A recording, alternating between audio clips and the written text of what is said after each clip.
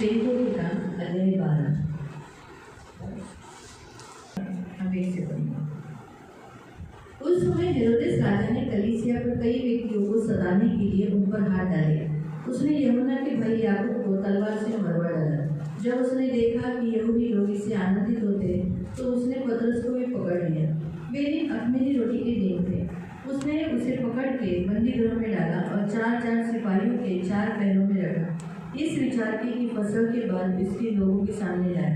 बंदी गृह में पतरस बंद था, परंतु कलीसिया उसके लिए लौ लगाकर परमेश्वर से प्रार्थना कर रही थी। जब हेरोदेस ने लोगों के सामने लाने के लिए था, उसी रात पतरस 2 जंजीरों में बंधा हुआ था, सिपाहियों के बीच में सो रहा था और बहुलवें द्वार पर बंदी गृह की रखवाली कर रहे थे। तो देखो, प्रभु का एक स्वर्गदूत आकर खड़ा हुआ और उस कोठरी में ज्योति चमकी और उसने पतरस की पसली पर हाथ मार के उसे जगाया और कहा, उठ जल्दी कर। उसके हाथों से जंजीरें खुलकर गिर पड़ी। तब स्वर्गदूत ने उसे कहा, कमर बांध और अपनी जूती पहन ले। उसने वैसे ही किया और उसने कहा, अपना वस्त्र पहनकर मेरे पीछे हो ले। वह निकलकर उसके पीछे हो लिया, परंतु वह न जानता था कि जो कुछ स्वर्गदूत कर रहा है वो सच है, वरन वह समझ रहा था दर्शन देख रहा। तब वे पहले दूसरे पहर से निकलकर लोहे के फाटक पर पहुँचे तो नगर की ओर है, और वो उनके लिए आप से खुल गया और वे निकलकर एक ही गली होकर गए। तुरंत स्वर्गदूत उसे छोड़कर चला गया। तब पतरस सचेत होकर कहा, मैं जैसा जान लिया कि प्रभु ने अपना स्वर्गदूत भेजकर मुझे हेरोदेस के हाथ से छुड़ा लिया है और यहूदी की सारी आशा तोड़ दी है। आमीन। हम यहाँ देखते हैं प्रियो कि हेरोदेस ने क्या किया है, कलीसिया को सताने लगा। हेरोदेस दुष्टता को दर्शाता है और दुष्ट शैतान को दर्शाता है। और हम देखते हैं कि उसने क्या किया, कलीसिया को सताने लगा। कलीसिया को सताने के लिए उसने यूहन्ना के भाई याकूब को तलवार से मार डाला। उसको पहले बंदी बनाया, फिर तलवार से उसको मार डाला। फिर हम देखते हैं कि लोग खुश हो गए, इसके कारण यहूदी लोग बहुत खुश हो गए। इसीलिए उसने क्या किया, पतरस को भी पकड़ा। लेकिन इस बार हम देखते हैं कि पतरस ने बंदी बनाने के बाद कलीसिया लोग लगाकर प्रार्थना कर रही थी। अगर कलीसिया याकूब के समय पर भी अगर प्रार्थना करती तो याकूब भी नहीं आता। हम इस अध्याय से एक बात देखते हैं। क्या देखते हैं? कल हमने क्या सीखा? कल हमने ये सीखा कि मर्दकी ने एस्तर से कहा कि एस्तर अध्याय 4 में हमने देखा, एस्तर अध्याय 4 और उसके हमने 13 से पढ़ा। मर्दकी ने एस्तर के पास ये कहना भेजा, तू मन ही मन ये विचार न कर कि मैं राजभवन में रहने के कारण सब यहूदियों में बची रहूंगी, क्योंकि तू इस समय चुपचाप रही। तू अगर इस समय चुपचाप रहेगा, वो कहाँ थी? पैलेस में, वो तो सुरक्षित थी। हमारा उसको उधर मारता क्या? कुछ लोग आके उसको वहाँ मारते क्या? नहीं मारते, वो नहीं मरते, यानी वो प्रोटेक्शन में थी। लेकिन मर्दकी ने कहा, तू ऐसा मत सोच कि तू राजभवन में है तो तू सुरक्षित रहेगी। अगर ऐसी परिस्थिति में तू चुपचाप रही तो क्या होगा? किसी न किसी प्रकार से परमेश्वर यहूदियों का छुटकारा करेगा, उन्हें बचाएगा। प्रियो, हमारा परमेश्वर जब बचाना चाहता है, निर्णय लेता है तो कैसे भी बचा सकता है। परमेश्वर के पास शक्ति है लोगों को बचाने के लिए, उसके लोगों का निकास करने के लिए। लेकिन यहाँ लिखा है, लेकिन अगर तू क्या करेगी, तू अपने घराने में अपने पिता के समय नष्ट हो जाएगी, है ना। तो जब हमारे पास प्रभु एक संधि दिया है, हमारे पास प्रभु एक मौका दिया है, तो हम क्या करना चाहिए? हम चुप नहीं रहना चाहिए। आज हम लोग सुरक्षित जगह में सोचकर हम जो मुस्लिम लोगों के लिए सताव हो रहा है, अगर हम चुप बैठेंगे तो प्रभु नहीं चाहता कि हम इस समय भी चुपचाप रहें। प्रभु चाहता है कि हम बात करें। हम लड़ नहीं सकते, ठीक है, हम तलवारें लाठियाँ लेकर बंदूकें लेकर हम उन्हें नहीं मार सकते, ठीक है, हम उनसे लड़ने के लिए नहीं जाएंगे। गवर्नमेंट से लड़ने के लिए, गवर्नमेंट के ऊपर कौन सा दूसरा गवर्नमेंट है? सिर्फ परमेश्वर है। उसके सिवाय आप किसको बोलने को जाएंगे? कहीं और जाने के लिए है? कहीं और जा नहीं सकते। बार बार में जाकर ट्रम्प को नहीं बता सकते, हेलो ट्रम्प, आपको भारत देश में ऐसे ऐसा हो रहा है, बोल सकते हैं।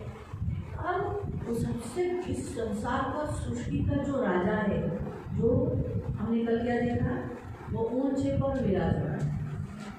अंत के दिनों में ऐसा स्पेशल लिखा, हमने वो वचन उस अध्याय में, दूसरे अध्याय में 2 बार आया, एक बार नहीं 2 बार आया कि यहोवा ऊंचे पर विराजमान है। तो वो हमेशा विराजमान रहेगा। वो एक पृथ्वी का करता है। इस पृथ्वी में राजे लोग आएंगे जाएंगे, उतारे जाएंगे चढ़ेंगे, लेकिन यहोवा राजा सदा रहेगा। तो हम किससे विनती कर सकते हैं? यहोवा राजा से। तो यहोवा राजा कैसे मिलेगा? प्रार्थना से। जब हम प्रार्थना करेंगे तो हमें मिल जाएगा। क्या लिखा है? प्रभु ने कहा तुम प्रार्थना करो मैं तुम्हें मिल जाऊंगा। ऐसे ही लिखा ना, मेरे ख्याल से यिर्मयाह में या यशायाह दोनों में से कोई अध्याय में है, तुम प्रार्थना करो मैं तुम्हें मिल जाऊंगा। यानी प्रार्थना एक ऐसा जगह है, एक ऐसा बात है जहाँ परमेश्वर मिलने आ रहा है। तो इसलिए उसको ढूंढने के लिए अमेरिका लंदन जाने की जरूरत नहीं। परमेश्वर अद्भुत रीति से किसी न किसी को इस्तेमाल करेगा। तो जैसे पतरस को छुड़ाने के लिए जो कलीसिया चुप नहीं गई, याकूब के समय बेचारे चुपचाप रहे, बेचारा याकूब मर गया। अगर कलीसिया उस समय भी उसके लिए याकूब के लिए लो लगाकर प्रार्थना करती तो याकूब नहीं मानता।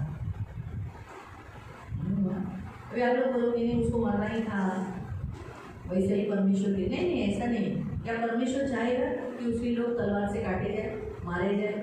जो एक प्रेरित है जिसके द्वारा परमेश्वर कलीसिया स्थापित करने वाला है, बड़े दुख उठाकर उसने उन प्रेरितों को खड़ा किया।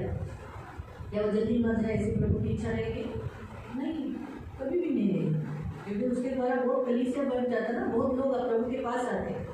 लेकिन ये दुष्ट का योजना, इसीलिए वहाँ लिखा है हेरोदेस शैतान को दर्शाता है।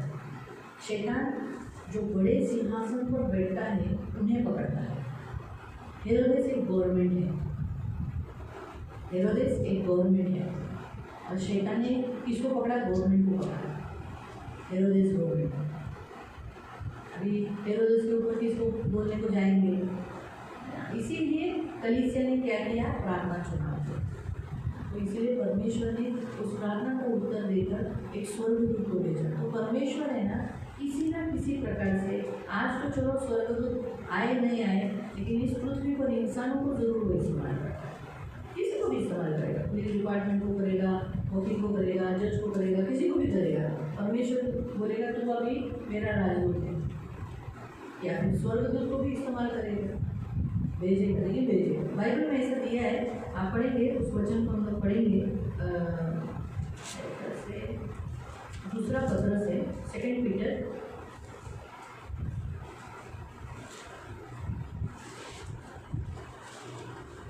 दूसरा पत्रस अध्याय 2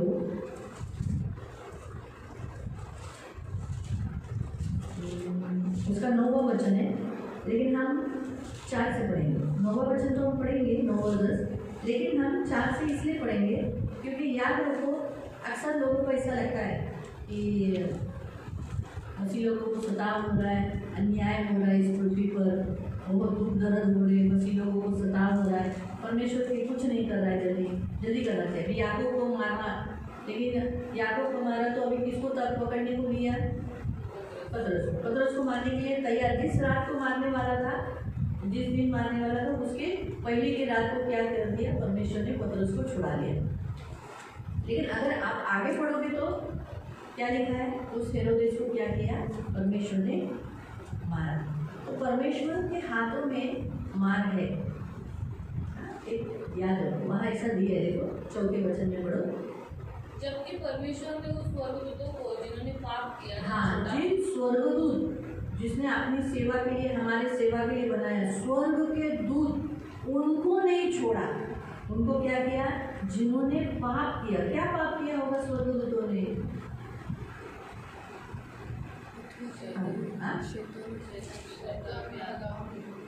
हाँ, उन्होंने, शैतान ने क्या किया? परमेश्वर होने की इच्छा रखी, और बहुत सारे स्वर्गदूतों ने परमेश्वर के बजाय शैतान का साथ किया, उस स्वर्गदूत का सपोर्ट किया, उनसे शैतान, लूसीफर का। ये सबसे बड़ा पाप। परमेश्वर को सपोर्ट करने के बजाय शैतान के राज्य को सपोर्ट करना सबसे बड़ा पाप है।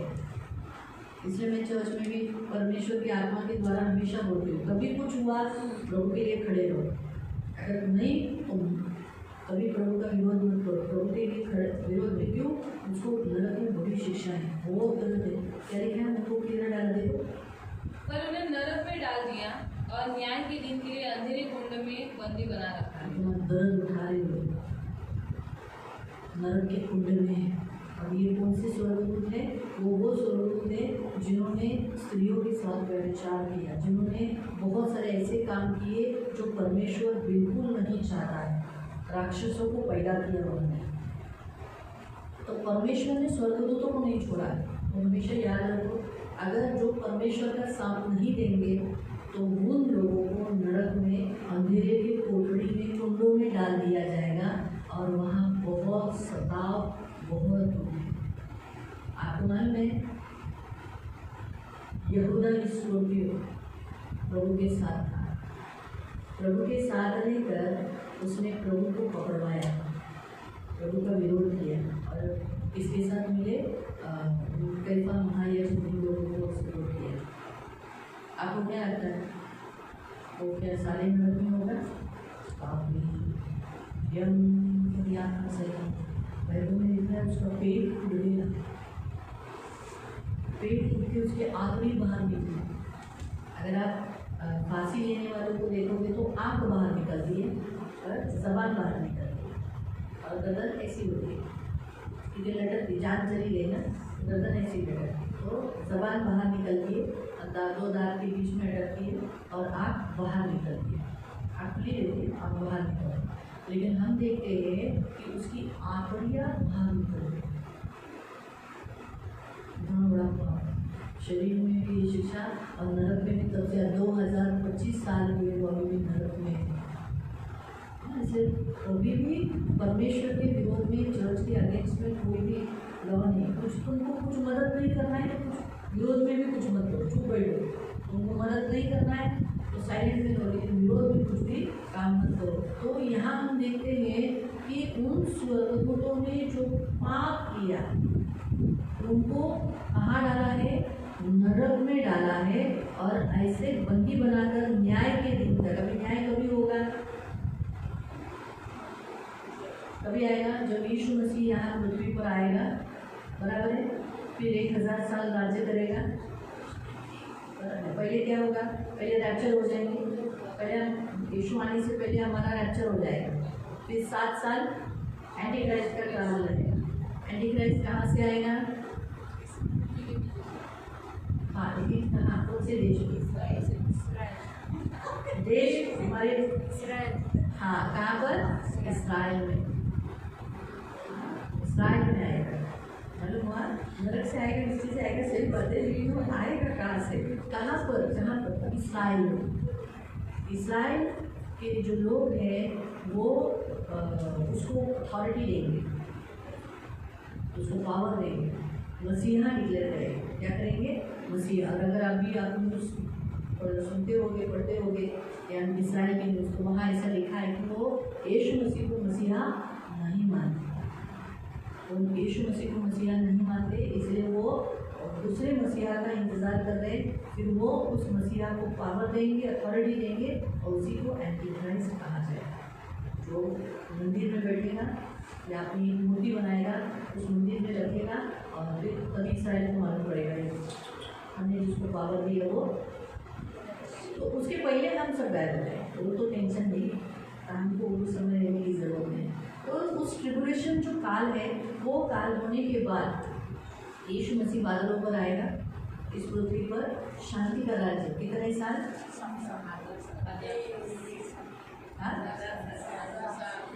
कितना साल? 1000 साल। कितना साल? हाँ, इसी पृथ्वी पर जो लोग बोलते हैं ना हमारा यीशु राजा है, लेकिन यही लोग देखेंगे यीशु उनके ऊपर राज कर रहा है। उसे कहते हैं कि मिलेनियम ईयर। उस राज्य को, शांति का राजकुमार राज्य करेगा इसी पृथ्वी पर। इसी पृथ्वी पर वो राजा है, इसलिए बाइबल में लिखा है, उसकी जान पर लिखा है वो राजाओं का राजा, इसलिए वो इसी पृथ्वी पर राज करेगा। और फिर हम देखते हैं फिर 1000 साल होने के बाद न्याय का दिन। तो न्याय के दिन में इस नरक है, इनका भी न्याय किया जाएगा, इनका भी न्याय किया जाएगा। आगे 5 तथा उस प्राचीन जगत को भी न छोड़ा, परंतु भक्तिहीनों के संसार पर जल प्रलय भेजा। फिर भी धार्मिकता के प्रचार समूह छोड़कर अन्य 7 व्यक्तियों से ही बचा दिया। हाँ, 5वें वचन के अनुसार परमेश्वर ने उनका भी न्याय किया जिन्होंने पाप किया, बुराई की। और नोहा के काल में सिर्फ एक ही व्यक्ति, उस काल में बुराई के समय में नोहा एक अकेला व्यक्ति था जो भक्ति करने वाला, परमेश्वर का भय मानने वाला। अन्यायों के बीच में, यानी अन्याय होता रहेगा, धर्मी परमेश्वर धर्मियों को बचाता रहेगा। नोहा को बचाया, कुछ होने दिया। तो वैसे ही इस पृथ्वी पर कितना अन्याय होगा, परमेश्वर उसके भक्त जनों को जरूर बचाता है। 9वें वचन में ऐसे लिखा, 9वां वचन पढ़ो। तो भक्तों को प्रभु परीक्षा में से निकालना और अधर्मियों को न्याय के दिन दंड देने के लिए रखना चाहता है। हाँ, है ना। तो परमेश्वर अपने भक्तों को परीक्षा की घड़ी से सुरक्षा देना, उनको बचाना, ये परमेश्वर को आता है। उसमें परमेश्वर को ये कोई नई बात नहीं है, परमेश्वर अच्छी रीति से करता है। लेकिन अधर्मियों को न्याय भी कैसा देना है, ये भी परमेश्वर को आता है। तो इसीलिए 6 वचन। और जबकि उसने सदम और अमोरा के नगरों को विनाशकारी दंड देकर भस्म कर दिया कि वे आने वाले भक्तिहीनों के लिए उदाहरण ठहरे। आज इस संसार में जो भक्तिहीन है, भक्ति नहीं कर रहे, पाप कर रहे, लुचपन कर रहे, मूर्ति पूजा, होमोसेक्सुअल, लेस्बियन, ये सब काम कर गंदे गंदे काम कर, ये लोग क्यों विरोध कर रहे मालूम? यीशु का क्यों विरोध करते हैं? मसीह लोगों का विरोध क्यों करते? क्योंकि उनके काम बुरे हैं, उनको वो बुरे काम के लिए हम टोकते हैं, हम मना करते हैं, इसीलिए उनको ये बात अच्छी नहीं लगती, इसीलिए वो हमारा विरोध करते हैं। अगर हम उनको बोलेंगे करो करो तो मना नहीं करेंगे, वो बोलेंगे अच्छे लोग। लेकिन हम उन्हें मना करते हैं, मूर्ति पूजा नहीं करना, ये नहीं करना, बाइबल हमें बताता है, इसीलिए वो लोग हमारा विरोध करते हैं। फिर जबकि उसने धर्मी लूत को भी छुड़ा लिया, जो चरित्रहीन लोगों के वासना युक्त आचरण से दुखी था, कि वह धर्मी पुरुष उनके मध्य रहते हुए जो कुछ देखता और सुनता था, उनके कुकर्मों के कारण अपनी सच्ची आत्मा में दिन प्रतिदिन व्यतीत होता था। हाँ, तो आज इस संसार के लोगों के लिए सदम गमोरा एक सबसे बेस्ट उदाहरण है कि परमेश्वर ने उनका कैसा न्याय किया, कैसे आग और गंधक से नष्ट किया, और सिर्फ उद्भूत जो मन में दुखी था। आज इस संसार में जो हो रहा है, आप लोग क्या कर रहे हैं? जब लोग नाच रहे मूर्ति के सामने, दारू पी के नाच रहे, हाँ आपके और अब चले बराबर सही। आज जादू टोना एकदम खुलेआम हो गए, खुलेआम। मैंने एक वीडियो क्लिप देखा था कि एक औरत एक 15 नंबर का आदमी का एक छोटा सा पुतला, मतलब छोटी सी भौली थी, और उसको 15 नंबर दिया था, और वो उसको सुई चुबा रहे थे। इतने बड़े स्टेडियम के अंदर की रिकॉर्डिंग हुआ, सुई चुबाई। तो किसी को क्या लगेगा कि वो बाउली से खेल रही है, प्यार कर रही है ना, लेकिन ऐसा नहीं हो रहा था। जबकि उसने क्या कर रही थी, वो वहाँ बैठकर सुई मार रही थी, तो वो जैसे उधर करती थी तो स्टेडियम में जो 15 नंबर का आदमी था वो गिरता था, वो अच्छा प्लेयर था, वो लूला हो गया और आउट हो गया, और वो टीम हार गई। अब खुलेआम लोग करते हैं, ट्रेन में सुई चुबाते हैं, कुछ ना कुछ चुबाते हैं, खुलेआम। अभी इस चीज़ को बढ़ोतरी ज़्यादा दिया जा रहा है। क्यों? क्योंकि उनके बुरे कामों के लिए उनको सपोर्ट नहीं है, ऐसा काम है। लेकिन बाइबल हमें यहाँ क्या बताता है? हम सब ये सब देख सकते हैं। उस समय में परमेश्वर ने कहा था इनको खत्म करो, जलाओ, नष्ट करो, खत्म करो, सही।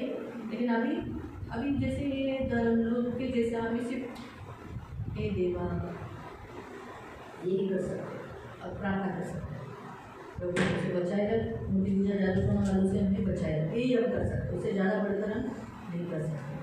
तो कहने का उद्देश्य प्रियो, यहाँ ऐसा लिखा है कि परमेश्वर इनके सामने एक अच्छा उदाहरण रखा है इस संसार में, यहाँ तक हमारे लिए भी।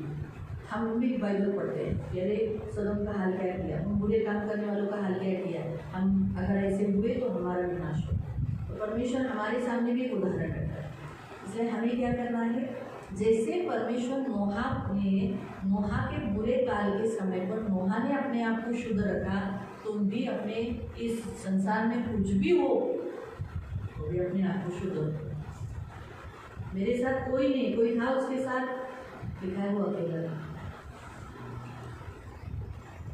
सिर्फ वो अकेला। उसके अकेलेपन में भी उसने ऐसा रोया नहीं, दुखी नहीं मनाया, मेरे साथ कोई नहीं है नहीं। अभी तो प्रभु की दया से हम अकेले नहीं है, हमारे साथ विश्वासियों का समूह है। उसके साथ तो विश्वासी का समूह नहीं था, परमेश्वर की भक्ति करने वाला कोई नहीं था, उसकी खुद की फैमिली नहीं थी।